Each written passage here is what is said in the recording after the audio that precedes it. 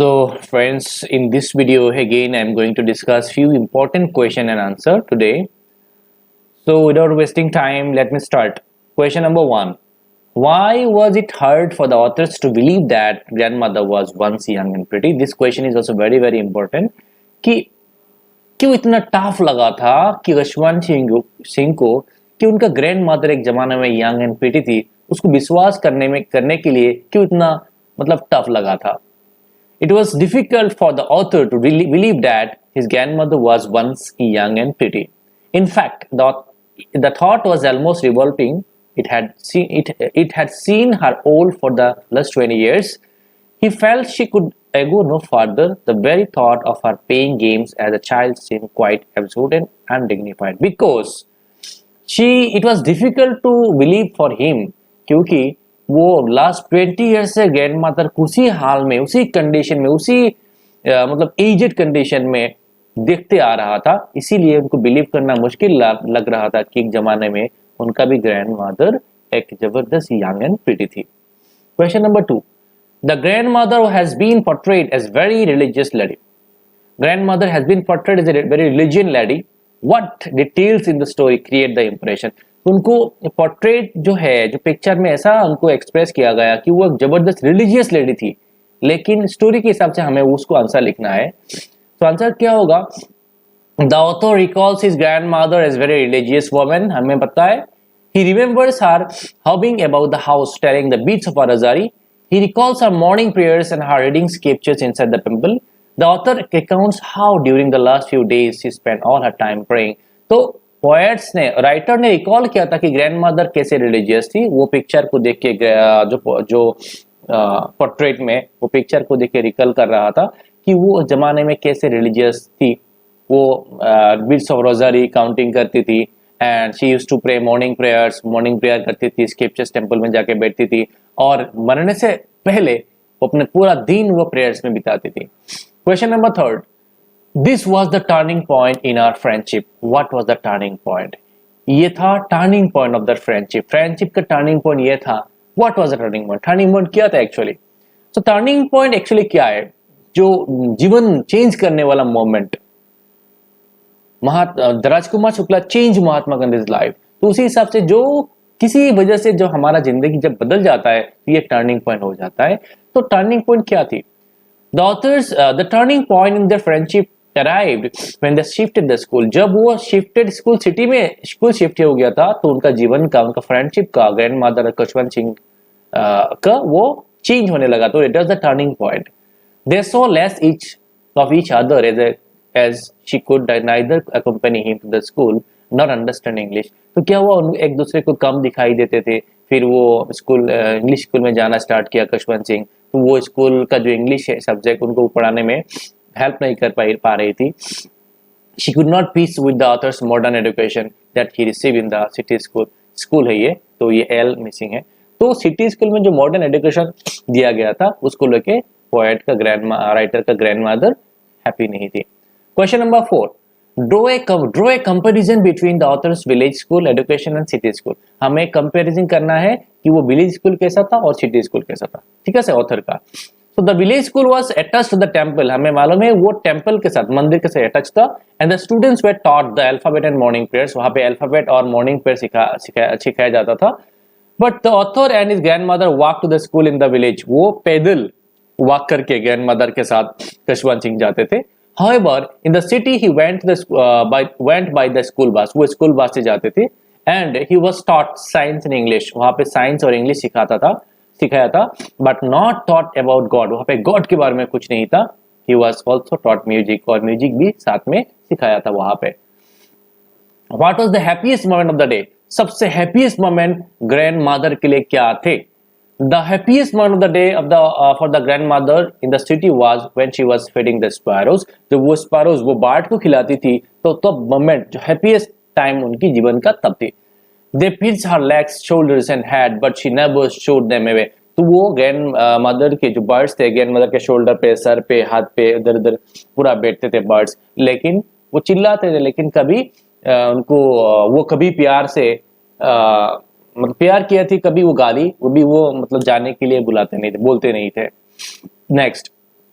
Question number 6. What was the last sign of physical contact between the author and the grandmother? Why did the author think that to be last physical contact? वो last physical contact कब था और ऐसा क्यों लगा था author को? क्योंकि वो शायद लास्ट जीवन का लास्ट फिजिकल टच है.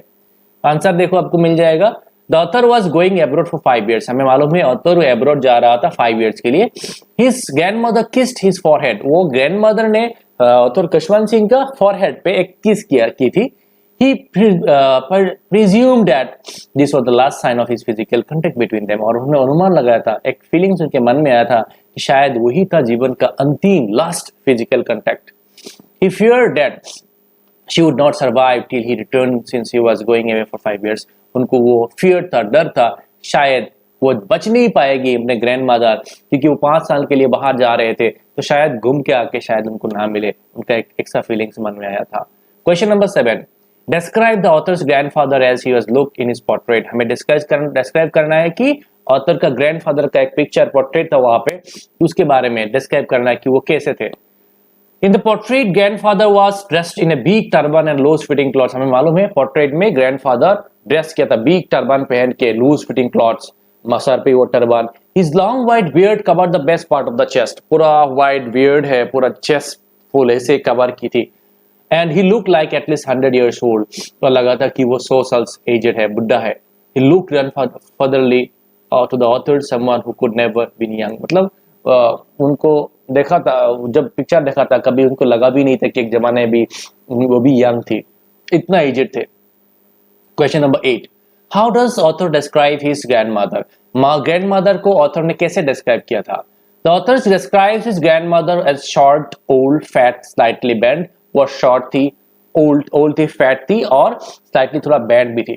To him she looked the same for 20 years. और उनके लिए वो लास्ट 20 साल से सेम, मतलब physical appearance it was same.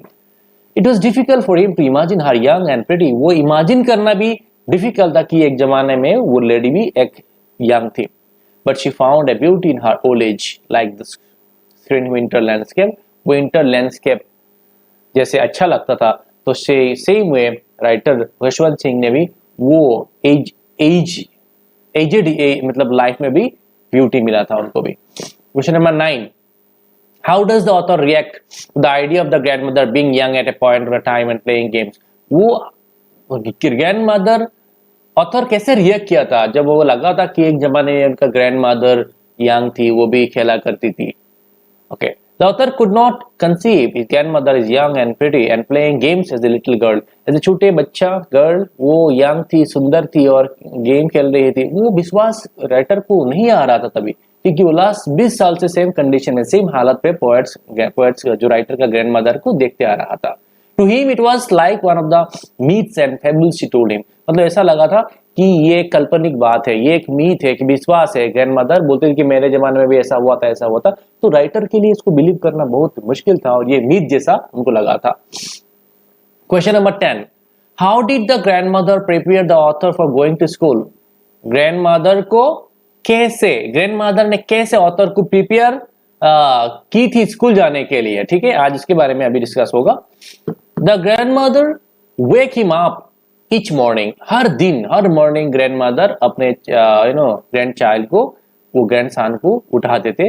bathed him, dressed him and got him ready for school. वो नहा के, ड्रेस पहना के फिर स्कूल जाने के लिए सब रेडी करके देती थी. Thereafter she plastered his wooden slate, gave him breakfast and walked to the school. वो स्लेट को, वुडन स्लेट को पूरा क्लीन करके, ड्रेस पहना के, फिर ब्रेकफास्ट खिला के. While the author sat in the veranda learning the alphabet and morning prayers, the grandmother sat inside temple reading scriptures. वो स्कूल साथ में था, इसीलिए स्कूल में जाके उस स्कूल का जो टेम्पल के बरामदा में बैठ के ग्रैंडमदर वो स्क्रिप्चर्स पढ़ते रहती थी और खुशवंत सिंह स्कूल में थे. Question number 11. Why was the grandmother distressed by the education imparted in the city school? क्यों ग्रैंडमदर को बुरा लगा था वो सिटी का जो school education. The grandmother disapproved of the author's education in the English school. They were taught science. She could not understand English and did not believe in science. It made her unhappy that they were not taught about God. The music lesson the school made her unhappier as she felt it was not meant for the general folk. क्योंकि हमें मालूम है she was very religious, वो religious woman थी, इसीलिए जब city school में वो रिलीजन के बारे में, वो गॉड के बारे में, स्क्रिप्चर्स के बारे में एडुकेशन नहीं था, वेस्टर्न साइंस एंड एडुकेशन के बारे में था, इसीलिए ग्रैंड मदर को बहुत बुरी लगी थी। ठीक है, उसके बाद वहाँ पे एक म्यूजिक लेसन थी और म्यूजिक लेसन की वजह से ग्रैंड मदर को लगा कि ये जेंटल मतलब अच्छा आदमी का निशान नहीं, ये तो बुरे आदमी का काम है। Okay, these two questions we are going to explain. When people are pious and good, even nature mourns her death. Justified. When people are pious and good, जब इंसान रिलीजियस बन जाता है, अच्छा बन जाता है, तो नेचर भी उनको रेस्पेक्ट करती है। एक्सप्लेन करना है, तो इस चैप्टर में हमें मिल जाता है इसके बारे में आंसर। अब देखिए आंसर को। When the grandmother died, the sparrows, along with the other writer's family, mourned her death. Thousands of sparrows came and sat quietly all around her dead body. The writer's mother threw bad crumbs, but the sparrows took no notice of them. After her cremation, they flew it without touching the crumbs. So क्या हुआ? जब grand mother का death हुआ, स्पारोज के साथ पूरा स्पारोज के family members मोर्न की थी कि स्पारोज डेड बॉडी के साथ में सराउंडिंग होके बैठ के प्रे कर रहे थे, कभी भी एक सिंगल आवाज सुनाई नहीं दिया था तब। तो ग्रैंड मदर ने क्रम्स ऑफ ब्रेड का टुकड़ा पूरा थ्रू किया था, उधर उधर दिया था खाने के लिए, लेकिन एक भी टुकड़ा वो स्पारो बर्ड जानवर ने उठाया नहीं, और जब बॉडी को लेके गया तो पूरा साइलेंटली उठ के चला गया। तो ये एक निशानी है, जबकि इंसान इज्जतदार होता है, अच्छा होता है, तो नेचर भी उनको रेस्पेक्ट देते हैं। Question number third, the last one, how did the grandmother spend a day in the city? वो सिटी में कैसे स्पेंड किया था अपना time? The grandmother spend her day from sunrise to sunset at her spinning wheel. She sat spinning and reciting her prayers. It was only the afternoon that she relaxed for a while to feed the sparrows. तो grandmother अपने पूरा दिन sunrise से लेकर sunset तक spinning wheel, वो कपड़ा बनाने में जो जतर होता है ना, जिसको घुमा घुमा के कपड़ा बनाते हैं, वो वहां पे बैठती थी। She sat spinning and reciting her prayers. वो वहां पे बैठ के वो रिसाइट करती थी प्रेयर्स को बार बार करती रहती थी। It was the only afternoon में एक आधा घंटा टाइम था, उनको जीवन का सबसे हैप्पीएस्ट मोमेंट था, क्योंकि वो बर्ड्स को खाना खिलाती थी, स्पैरोज को खाना खिलाती थी।